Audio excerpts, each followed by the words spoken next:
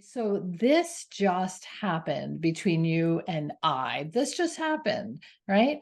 And your reaction, not necessarily response, but your reaction was strong. What was my contribution to that strong reaction? I'm not responsible for how you choose to react, but I am responsible for whatever it is that I did, threw gasoline on it or was insensitive to it, right? So every exchange has multiple parts. What was my part in that? And if you have accountability or you own your part, hey, I could do better. It's all feedback. Hello, everybody. Hi, everyone. Welcome to Authentic Conversations. If this is your first time joining us, we're happy to have you. And if you're returning, welcome back. I'm Hello. Susan. And I am Amarelis. Thank you guys for joining us. Thank you. All right, Susan, I have something to read. All right, I'm ready. Okay.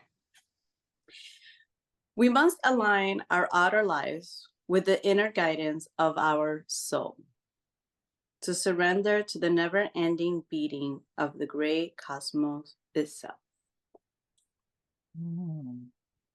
We must align our outer lives with the inner workings of our soul, the inner knowing of our soul, the inner understanding of who we really are. Because if we align our outer lives with everyone else's purpose, structure, idea, then we're being disingenuine to ourselves. And when we talk about authentic, right? So authentic conversations, the most authentic version of yourself, returning to who you really know you are, not who others believe you are. And if you're really lucky, then you can surround yourselves with others who can see who you really are and believe who you really are and already know who you really are. And that just reinforces who you really are. So we spend a lot of our lives attracting other people, and we attract other people for all kinds of reasons, because the other people that we attract all show us something about ourselves, either something that needs work or something that needs fine tuning or something that needs tweaking or something that needs to be celebrated, right? So eventually in life, the goal is to have the people who surround you love you unconditionally. Right? The people that you choose ultimately to be in that inner circle for you. Sometimes you're born from them, and sometimes they're born from you, right? That's unconditional love sometimes, but it's not always relatives, right? So we create our soul family. And within our soul family, we just want to be seen as who we really are. Can you read that again? Oh, You closed the page. Never mind. Okay, I'll rewind and listen to the beginning of the podcast. oh, I'm No, sure no, it's in here. paraphrase it. Don't read it. Paraphrase it. So the chapter was really short. It was about not just, so you're talking about the outer, but going back into the inner. Mhm. Okay, so these in you, slow down and feel yourself. So when you're aligned, you're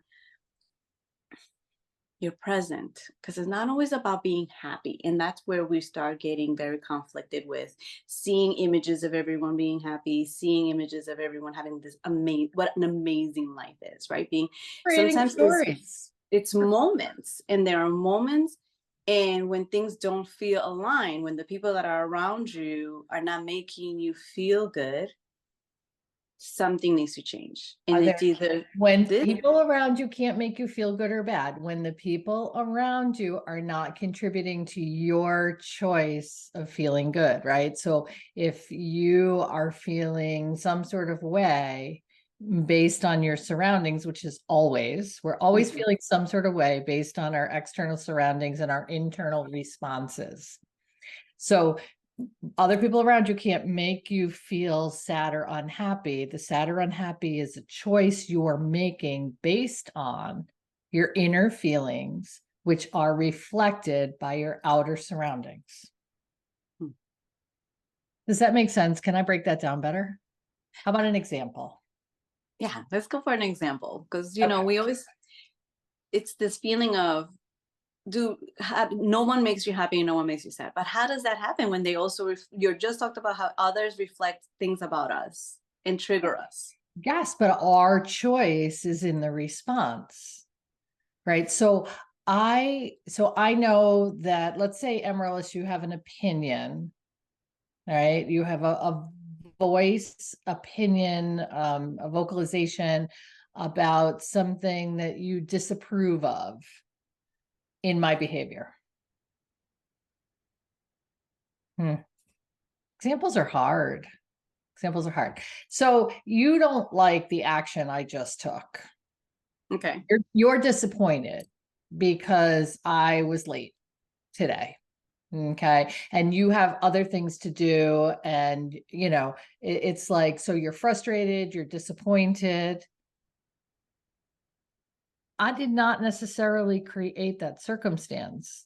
The circumstance was based on your timeline. You have choices. You could say, you know what, Susan, you're late and we're not doing this today because I have other things now that it's interfering with. Right. So you have a choice. You could be frustrated and angry with me, or you could say, no, you know what? It's not working out today. And then I could be upset because you drew a boundary. So I was late, big deal. And then but nobody really has to get mad or upset about it. It's just like circumstances said, things happen, this is how it unfolded. I can't make you disappointed. You can choose to be disappointed that we may not record today because I'm running late because I had to guard the ammunition, right? I mean, crazy story, but I was at a yard sale and the woman's husband had passed away and he had all of this ammunition and she had to use the bathroom and she went to the bathroom and didn't come back for 45 minutes. I was like, I know I'm trustworthy, but I was guarding ammunition at a yard sale for 45 minutes to make sure no one stole it. So, anyway, but if it didn't work into your timeline, that's okay. That's okay. So, no one can make you feel sad or frustrated or disappointed. That's what the way you choose to attach to circumstances or situations. Okay. So if the disappointment of feeling, because so when the person who's feeling this disappointment, because we said an illusion of what the day is going to be, what the timing is going to be, right? Like, oh, I have this all set up, we're going to do this, bang bang bang, but then all of a sudden Life happens. life Mhm. happens. And that's the thing, it's like when life happens is when we need to go back to our senses and our feelings in our body. And that trigger that's happening is not really it's not just because of what that moment is happening, but other things have happened in the past that makes you Yeah, feel that. it's not because your mother didn't pick you up at school on time every day. It's not because, you know what I mean? It's like, what is this reflective of that caused you pain or discomfort in the past? You know, Susan's a no-show. She's abandoned me. She's, not feeling, she doesn't want to do it anymore. She's not feeling it. Maybe she's mad at me for some The reason. stories that you start telling I yourself wonder, when it has wonder why nothing to she's do with mad at that. me. Yeah, why is she mad at me? Why is she doing this to me? What am I doing to you? I'm guarding the ammunition. You know what I mean? Like, and I'm Oh like, my God. Okay. So yeah, yesterday I had a situation where I must have rubbed the way I spoke, I rubbed my colleague wrong. She didn't like what I said. We were working on something. I made a comment.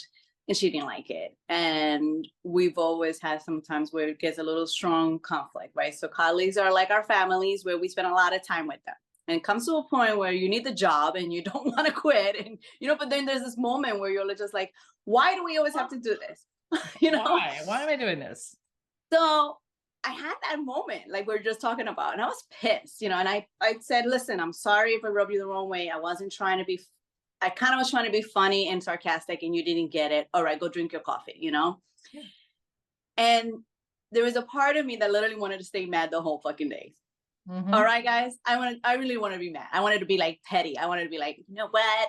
I'm not even going to talk to her and anything she says, and then there's like a point where I was just like, all right, really, are you going to spend the whole day? Right. Wasting your energy and wasting time being in a space, creating a space, right? And maybe you do spend the whole day because maybe you're feeling some sort of way and that feeling has to come out. The feeling some sort of way probably had nothing to do with the coworker and the misinterpretation, right? But it might have been a buildup of everything else, like, because sometimes we project, right? So if, something spilled in the kitchen at home and the kids were being, unruly and the husband was, having a hard day himself. And by the time you got to work, right, it was here. And the coworker was the one that unzipped it all. And you know what? I mean, perspective. You just put it in perspective. So I thought I finally was like, okay, we have to spend, this is just the beginning of the day and there's going to be 8 more hours of being together, right? How do you want to spend that 8 hours? Yeah. And I could feel, so this is what we're talking about again, it's your feelings of your body. I could feel this. I felt it, and I slowly, just started focusing on the little moment right then, right here. If there was a question, I focused on that question and I answered that question until this feeling kept moving itself, and slowly, guys, it went away. It went away. And I thought about it and I went back to that situation and I said, maybe my remarks were not correct. And I didn't think of her feelings. Yeah. And I maybe have done it before because you told me I have done this before. And so I said, shoot, next time, because it's going to happen again, we're going to have this conversation next month. I should really take an accountability of everyone's feelings. So when people are giving me their days, there was a calendar that we were working on, the days that they're taking off, I should just accept those days, put it in the calendar. We work on the calendar as a family. We figure out who's going to be what and what can work out. And the comment needs to stay behind, because when you think you're being funny and you think you're saying something to kind of like be funny, the other person is not taking it funny. And you don't know what their circumstances are. You don't know what's happening in their lives specifically that might be a trigger that's creating the need for this time off, or, you just don't know. Right. It doesn't matter what the conversation is, as long as when you're having a miscommunication with someone, or when feelings in your body that there's an elephant in the room, the energy, guys, goes back to that energy. What can you learn from that situation and make it better the next time? And also take that energy in and realize, I'm not going to keep this energy all day. It's done. So it's the pointer finger, right? It's like, so this just happened between you and I. This just happened, right? And your reaction, not necessarily response, but your reaction was strong. What was my contribution to that strong reaction? I'm not responsible for how you choose to react, but I am responsible for whatever it is that I did, through gasoline on it, or, was insensitive to it. Right. So every exchange has multiple parts. What was my part in that? And if you have accountability or you own your part, hey, I could do better. It's all feedback, her reaction was just feedback to your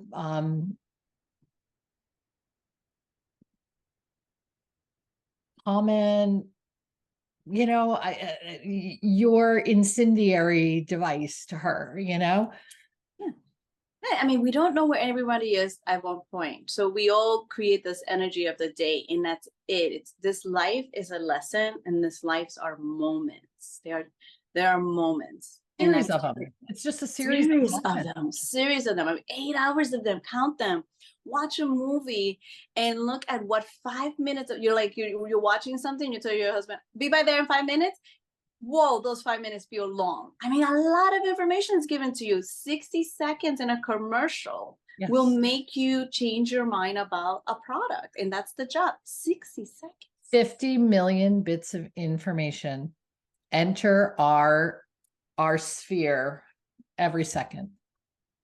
50 million bits of information enter our sphere every second. You only notice what you're paying attention to. There's a lot of stuff that you don't notice. So if you don't like what you're paying attention to, shift it. Pay attention to something different. Yeah. That's it, guys. It's simple, but it's hard. And let's realize that. And it's pausing, like we always talk about, is in the pause. It's in taking a moment to remove yourself from the situation while either going to the restroom, taking a walk, going outside, saying, "Hey, I'll be right back. Going to get something from my car," so that you can change the energy from moving from that environment to being outside, to being with nature, to taking the breath in, because we Compose. Yeah, and to compose. gather Yeah. yourself, whether you're being a Recenter. parent. Sometimes parenting, you're just like filling everybody's cup and you forget about your own cup. Pause. It's your own Gather personal timeout. I'm feeling some sort of way, and this room and space feels some sort of way. I need a timeout. So if you can remove yourself from that room, from that space, from that energy for that moment, and it's just a moment of removal so that you can recenter or realign. The quote started with a line. You can recenter or realign who you are and come back in with a open mind and a fresh new perspective. Right. Yep. So, you got to give yourself a timeout. You got to give yourself a pause. You got to slow it down. You got to pay attention to what you're feeling. How are you contributing? There's always, if someone's feeling some sort of way, there's always something that you can offer. Right. So whether it's, offering an apology or offering a consideration or an understanding or an act of kindness or a listening ear, or offering space, offering to remove yourself from the space so that that composure can happen on the other end too. So Because my ego wanted that you person were, to apologize to me. yeah, you were going for it. But I had to calm the ego, because the ego is there to protect us. It's the fight or flight. And I had to say, it's over with. You, in the moment you said, "Hey, I'm sorry, didn't mean it that way," and we move on. But there was a part of it that maybe 10 minutes, if anything, lingered. And that is when that 10 minutes can become a snowball effect throughout your day. How you respond or react to it becomes how you're looking, what you're looking to create in that environment. Because you Here, I can found the quote. create whatever you want. Go ahead. Give it to us We again. must align our outer lives with the inner guidance of our soul. So Yeah. that energy that you feel, to surrender to the never-ending beating of the great cosmos itself. Yeah. Because it's all universal. And conflict is a part of the universal and of the university, which is our learning space. We are all students of the universe. Pay attention to how you're feeling, pay attention to how you respond to yourself and to how you respond to others based on how they're feeling. And be authentic. Be authentic. Take a time out, whatever it is you need. All right, so I'm gonna give you guys this is from Letters to a Star Seed, and she has a soul inquiry question. So I'm gonna leave you guys with these questions. I think they line up with what we just spoke. So she says, "What have you since been trying to let? What has your senses? Sorry, what have your senses been trying to let you know? Again, your feelings. What has your body been trying to tell you? What isn't congruent in your life right now? What action are you being called to take?" Good questions. Good questions. The more self-inquiry we have, the closer we get to knowing who we really are. So awesome. Thank you. Thank you, everyone, for joining us. If you love what you hear, please share. Love you guys. Bye.